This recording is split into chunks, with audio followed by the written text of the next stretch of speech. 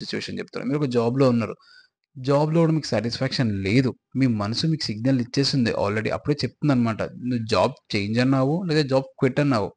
Confuse స్టేట్‌లో మాత్రం work జేయకు. Because 100% result అయితే రాదు. మళ్ళీ మీ బాస్‌తోని లొల్లి, మీ మేనేజర్, మీ టీఎల్స్, మీ హెచ్ఆర్స్‌తోని మెయిల్స్ ఒస్తాయి, వార్నింగ్ లెటర్స్ ఒస్తాయి. అవన్నొద్దు.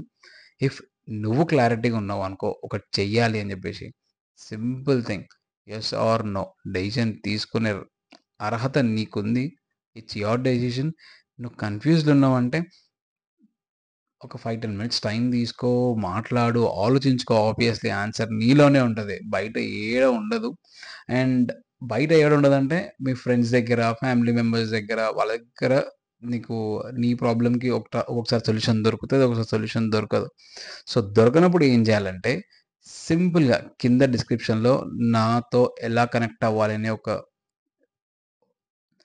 కింద సింపుల్‌గా డిస్క్రిప్షన్‌లో ఎట్లా కనెక్ట్ అవ్వాలని ఉంటది. సో, బెస్ట్ నాతోని కనెక్ట్ అవ్వు. నువ్వు కన్‌ఫ్యూజ్ స్టేట్‌లో ఉన్నప్పుడు రాంగ్ డెసిషన్స్ తీసుకోకు. ఉన్నది ఉల్టా అయిపోతది.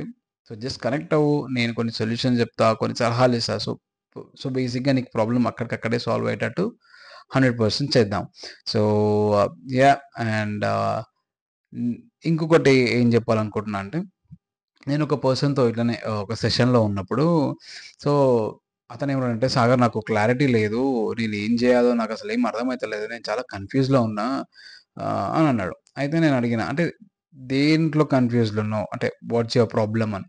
సో, అతనన్నాడు. సో, బేసిక్‌గా మ్యారేజ్ గురించే నేను ఒక అమ్మాయిని లవ్ జేషిన. కానీ ఆ అమ్మాయి వాళ్ళ ఫాదర్ చాలా స్ట్రిక్ట్. అసలు